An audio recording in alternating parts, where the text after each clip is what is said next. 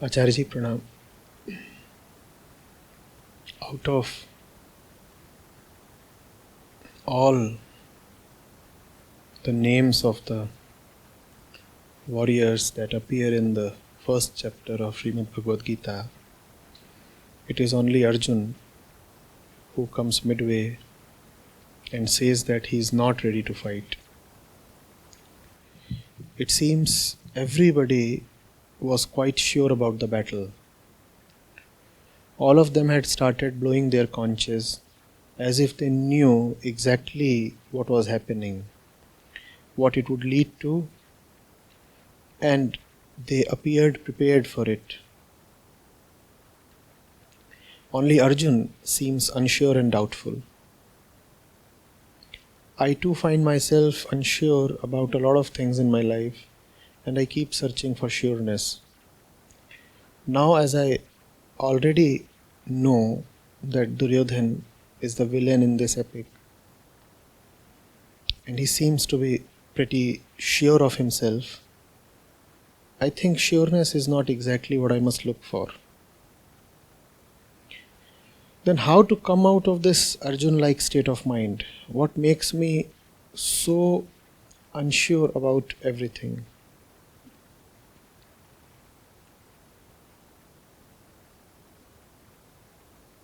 You are unsure because you love sureness.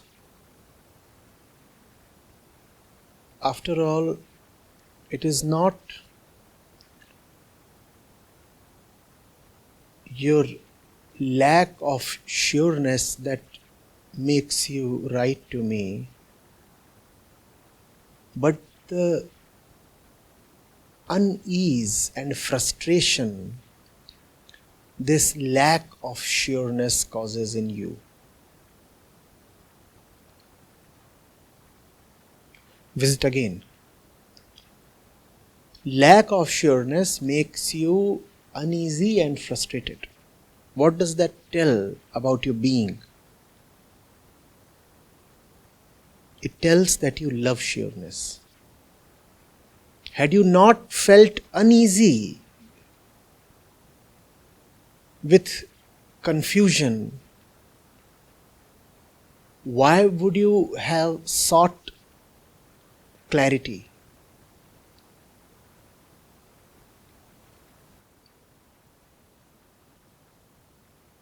Our unease with confusion itself is the biggest,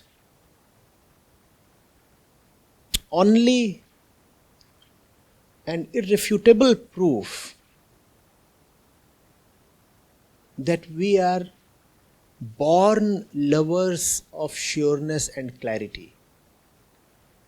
And if you say that you do not love sureness or clarity, then I would challenge you to live peacefully with your confusion, chaos and conflict. You would fail the challenge. Confusion, chaos and conflict invariably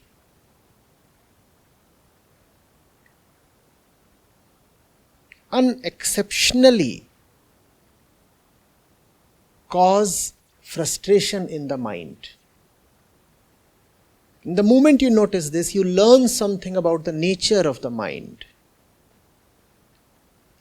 The nature of mind is clarity. Therefore, your entire life you keep seeking clarity, surety, settlement, finality in some way or the other.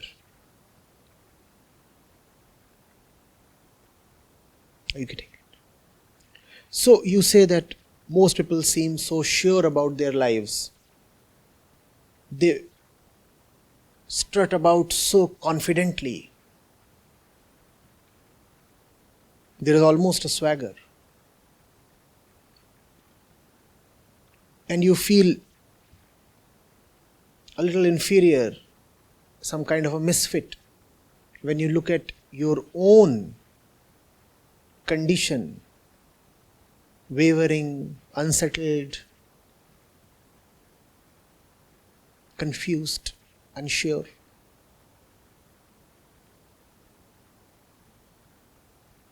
One shrinks a little. One retreats. A feeling of inferiority strikes. One looks at all the Duryodhans and Dushasans. They come in all shapes and colors and sizes. Hundreds of them you see. And they are all so full of one thing. What? Sureness and confidence. It seems that just about everything is sorted out in their life. They know. They just know.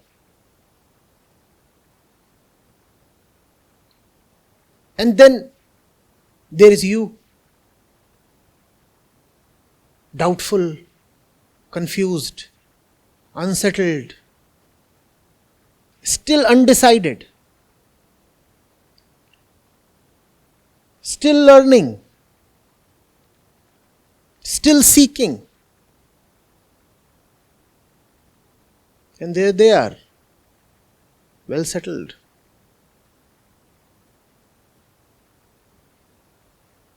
Don't you see the kind of premium societies place on getting settled? Have you never been bugged by somebody who has kept nagging you to get settled?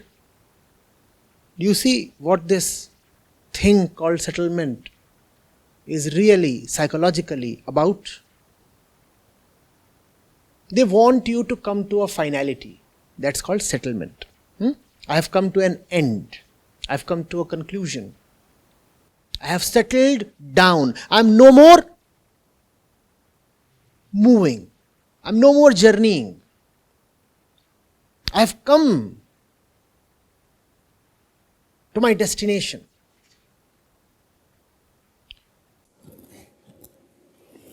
Man is destined to look for his ultimate destination. That itself is destiny, your ultimate destination. That is the reason why we want to be sure. Sureness is settlement. I'm hoping that this flow of equations is clear with everybody. Is it? When I say sureness is settlement, is there a problem? Fine.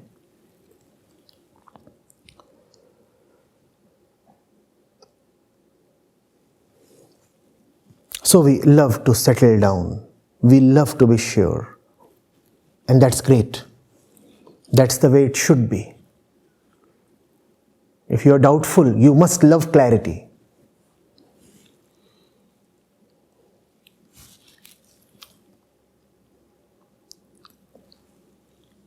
If you are chaotic, then you must love order. So far, so good. Now we come to the problematic aspect of it. In our eagerness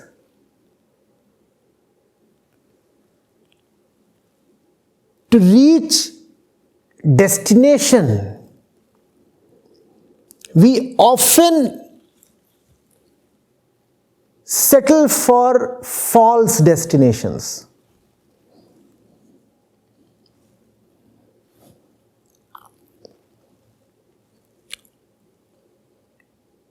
You can conjure up very vivid imagery.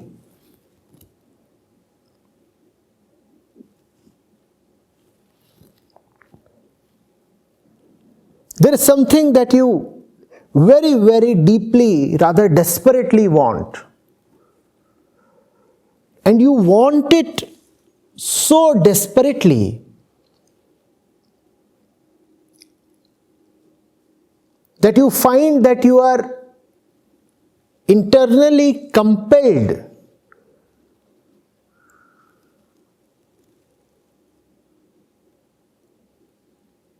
accept a false alternative.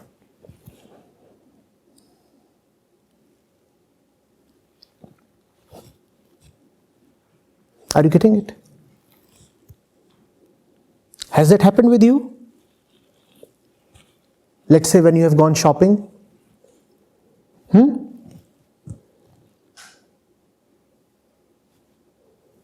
You want almond hair oil. Right? And you want almond hair oil of the best make possible. You know the best make.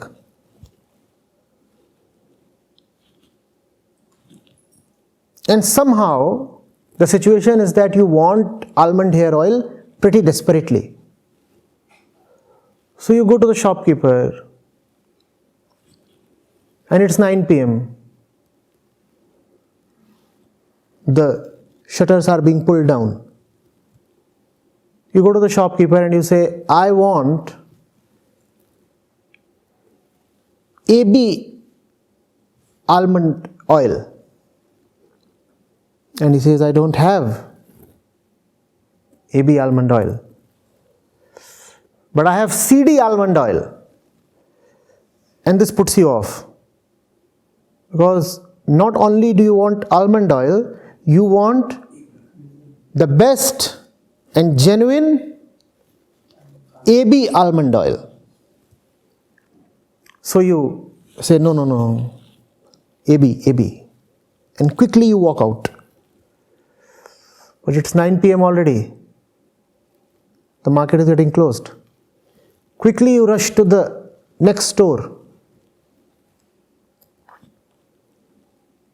And this fellow says, oh, AB, that's out of stock. And not only is it out of stock, I've heard that supplies of AB have been very erratic. Very few people manage to get AB these days.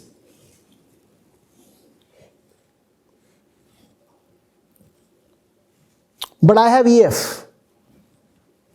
And you say, no EF, I want AB. You say, but this too is almond oil. Why are you acting so pricey, so finicky? Why can't you just accept EF like everybody else does? I mean, look at Mohan, look at Sohan. They all are alright with CD and EF and GH. Only you are unnecessarily acting so very quirky. And you say, no.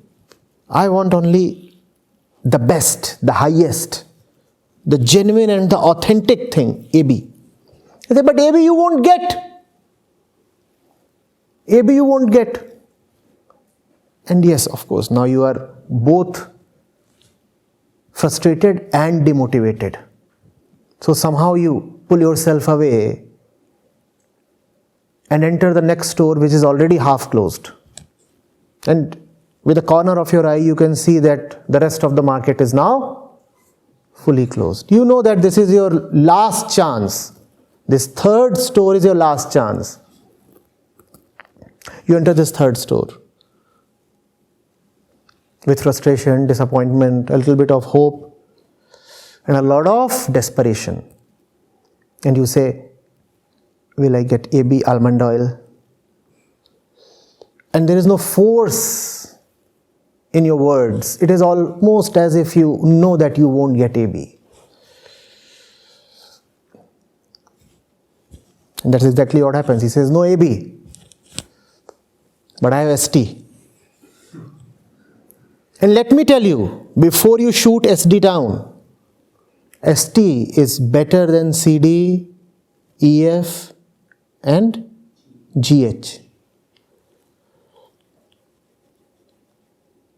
You are almost about to say, I won't take anything except AB. The fellow says, hello, let me tell you, look at this ST.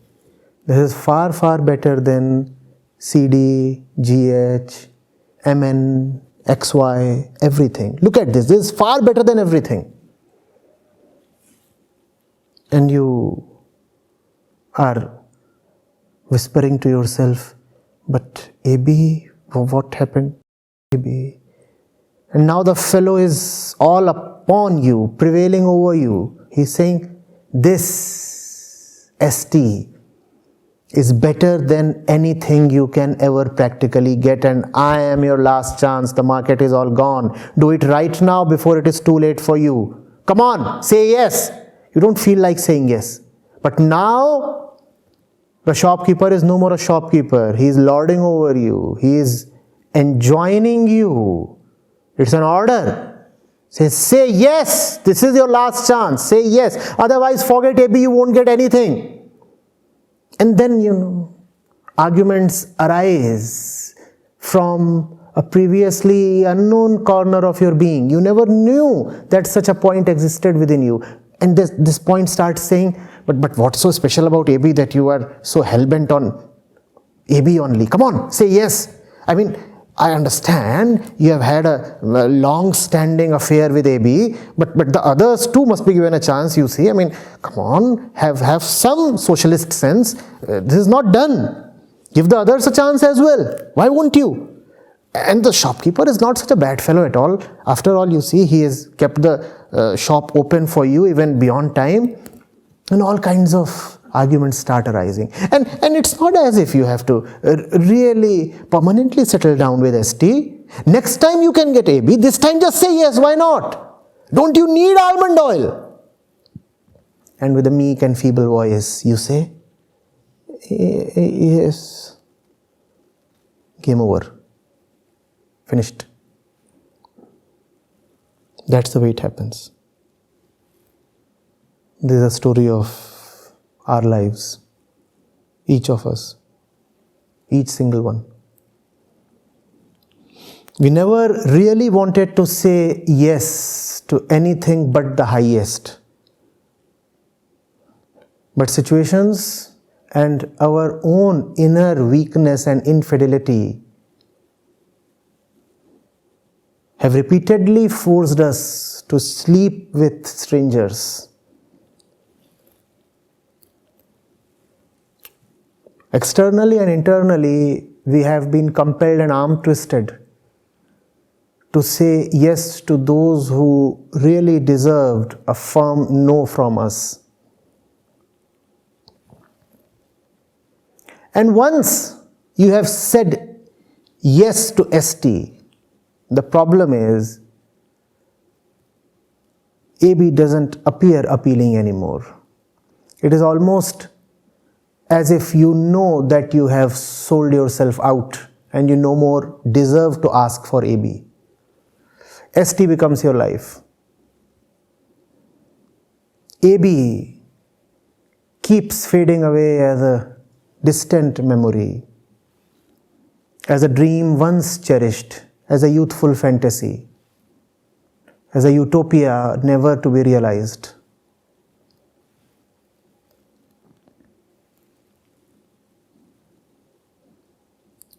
Are you getting it? If you love sureness, then it is imperative upon you to never settle down with false sureness. If you love sureness, then your desperate love must be matched by the strength of your patience. You must have both a strong desperation and an abiding patience. If you have only desperation and no patience, then your desperation will force you into very wrong and dark corners of life. It is great to be desperate in love. But mind you, that desperation has to be accompanied by equally strong patience. I love desperately, and because I love desperately, I am prepared to wait. I'll not sign up for spurious goods. I love AB, I'll wait for AB. I'll wait my entire life. It's possible I never get AB. Then the wait itself is the attainment of AB. I'll keep waiting, but one thing is certain, I'll never settle down at false optimums. That's a mistake mankind makes. Because we love sureness and clarity and settlement so much, so we rather hastily settle down at all the wrong places, in the wrong jobs, with the wrong people.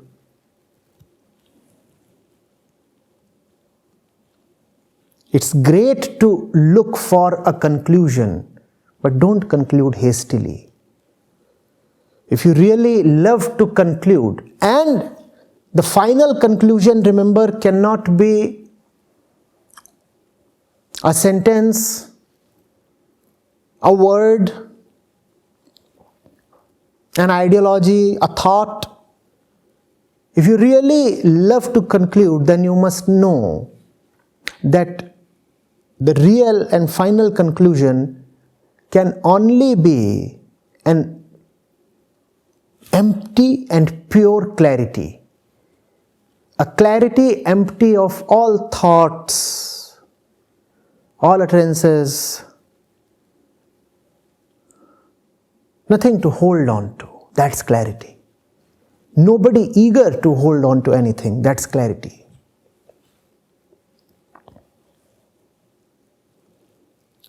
Are you getting it? We love God so much. We love truth so much. We love peace so much that we espouse in our hurry Satan posing as God, disorder posing as peace, conflict posing as clarity.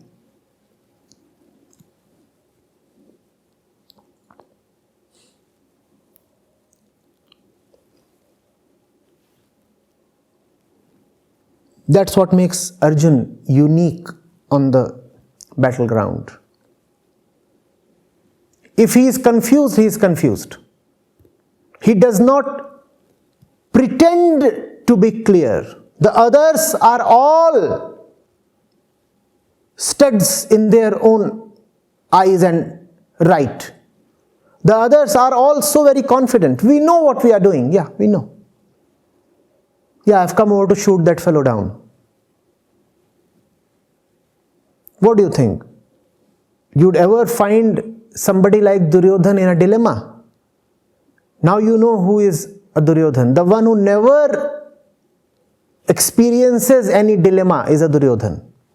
The one who is always sure, cocksure about himself is Duryodhan.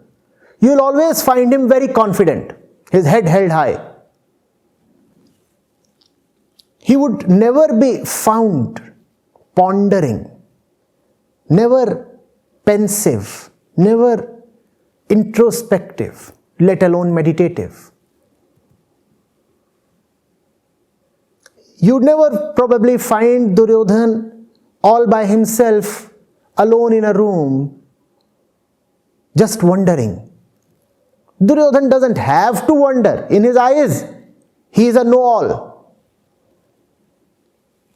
To wonder, you must have both humility and patience.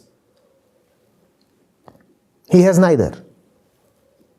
He doesn't have the humility to accept that he doesn't know, and he doesn't have the patience to go through the long winding process of discovering, learning, asking, bowing down, seeking, searching.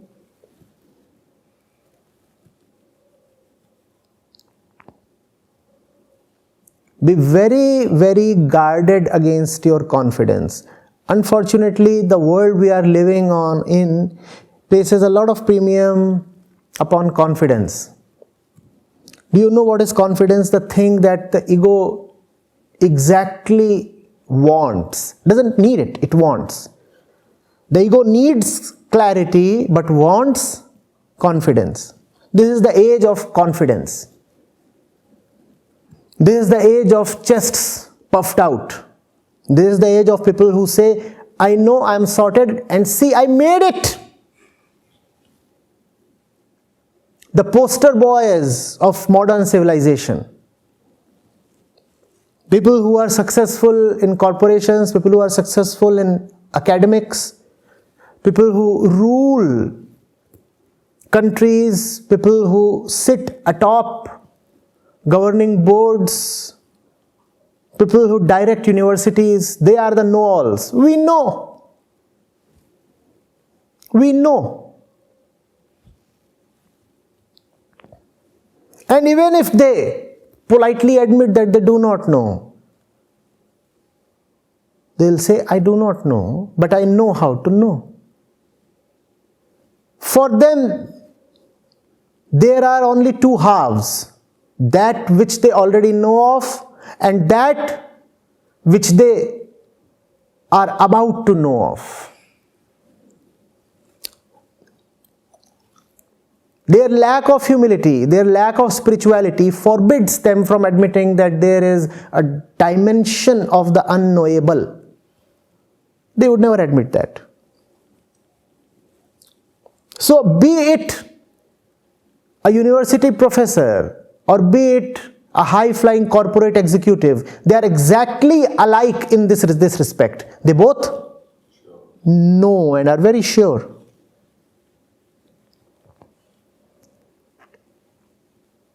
You pit them against each other, they will say, no, we are opposites. I belong to the academia, he belongs to the industry. There is very little in common between the two of us. But actually the two are birds of the same feather. They both know. They both have made it in life.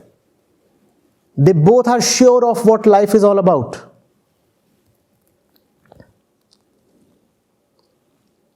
Arjun is the odd one out in this big crowd of confident people.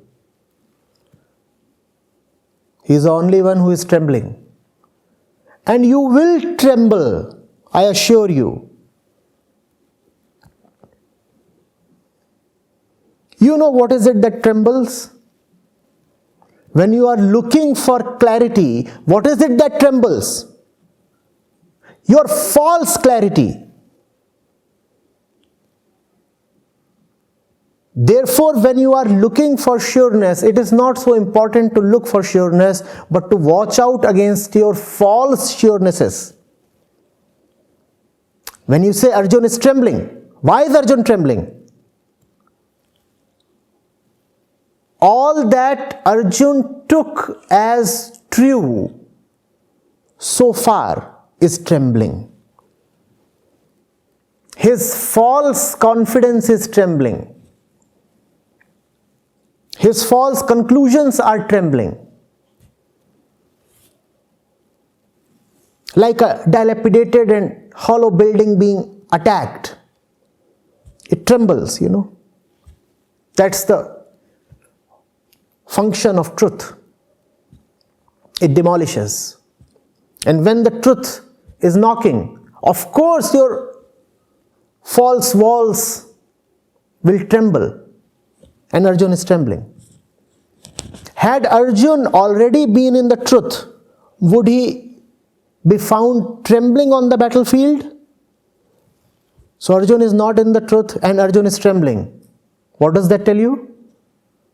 Arjun's falseness is trembling. But falseness never shows itself as falseness. Does falseness call itself as false? So when we say Arjun's falseness is trembling, we must more clearly say that Arjun's false truths are trembling. Therefore, if you are really a lover of truth, you would often find yourself shivering and trembling like Arjun. If you are really a lover of truth, then your false truths will have to shiver and tremble. No? If you are somebody who has never been terrified by the approach of truth, then you are an obstinate sucker for falseness.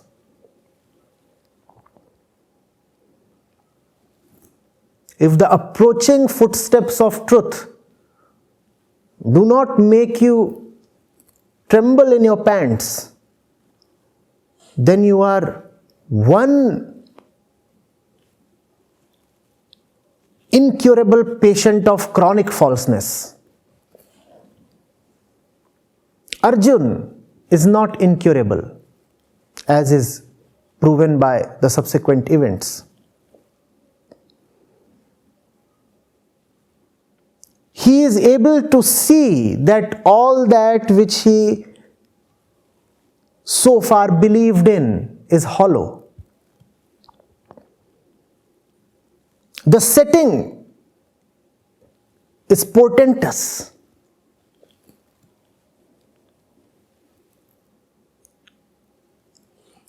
Unless you are deeply committed to the false, you cannot avoid seeing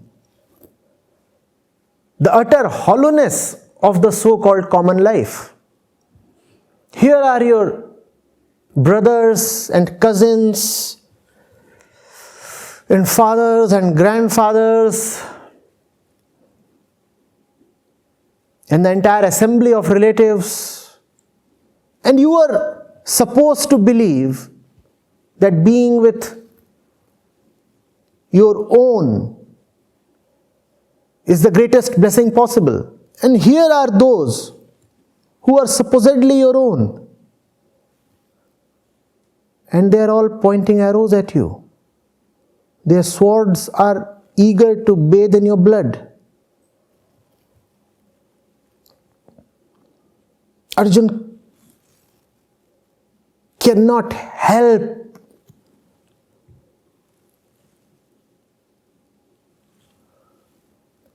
seeing the obvious. It has become impossible avoiding that which is so clearly apparent on that battlefield. Our relationships are nonsense. That which we are fed and bred upon is false, rather ugly. The entire matrix of that which we call as life is a big lie. And when this fact is presenting itself to Arjun in the most compelling and cruel way possible, Arjun is helplessly shivering. He says, Krishna, I can't even stand properly. My skin is burning. How will I fight when I can't even hold the Gandiv? What do you think? Some physical affliction troubles him? Something's gone wrong with his body? No. He has just seen the world for what it really is. Empty, hollow, false, and a big drain on your life, time and energy.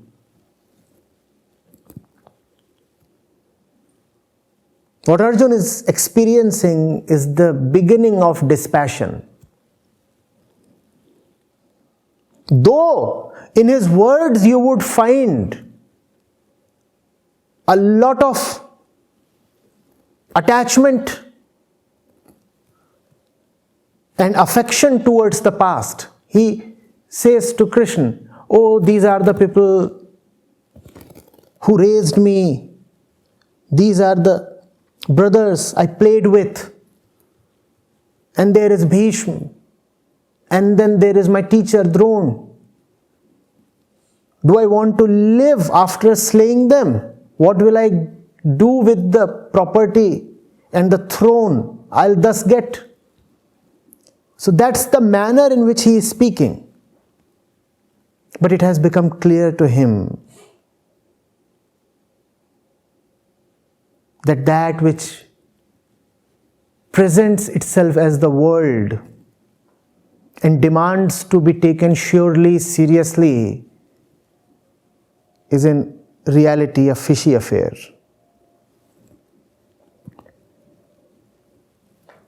The world is a spurious product, and you are being fobbed off.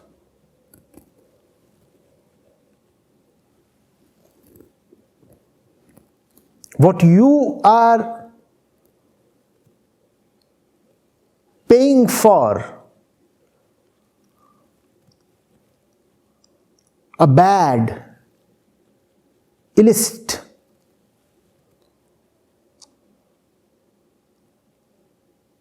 and harmful product,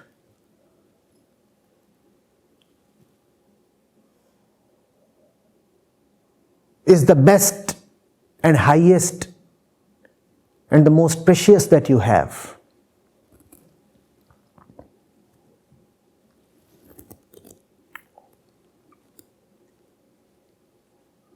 For a spurious and false thing,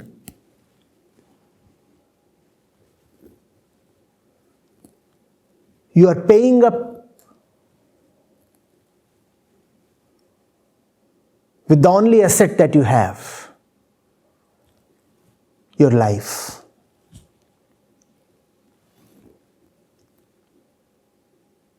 So, rather than looking for sureness, I would advise you to firstly be cautious of your false sureness. You say you are unsure of a lot of things. That's very much okay. If you are unsure of a lot of things, no harm done. Harm lies in the places you are already sure of. That's what you should wonder about. That's what should be the crux of your question. But that part you haven't asked. What you are asking me is, Acharyaji, everybody seems so sure of themselves. Only I remain relatively unsure. How do I become as sure as they are? Why are you asking for poison? In fact, it is already a problem if you are even half as sure as the other people. The problem is not that you are half as unsure as the other people. Are you getting it? The problem is that that which afflicts others to the extent of 100% afflicts you too, at least to the extent of 50%.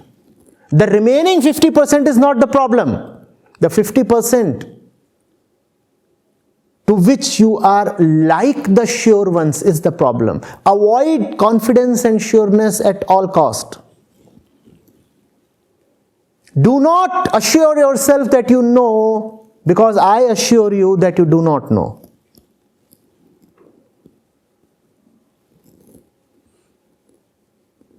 Not that it is some kind of mistake that you have made in not knowing. Not that it is your folly that you do not know. It is just that you cannot know. Your mistake does not lie in not knowing. Your mistake lies in believing that ultimate knowledge is possible. That the ultimate can come to you in the form of knowledge or conclusions. That's the mistake.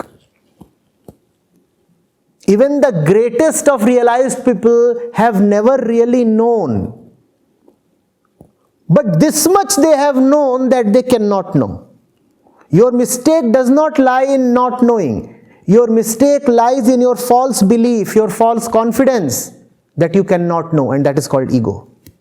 I believe that I can know. I believe that I can make it. One day I too will rise and shine like them. That's the mistake. Your mistake does not lie in not having been able to rise and shine till now. Your mistake lies in believing that if you rise and shine in the way others present themselves as rising and shining, you will get contentment. You will not get contentment. These are false truths. These are false contentments.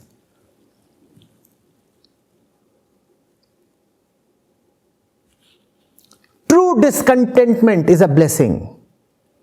It is false contentment that you should watch out against.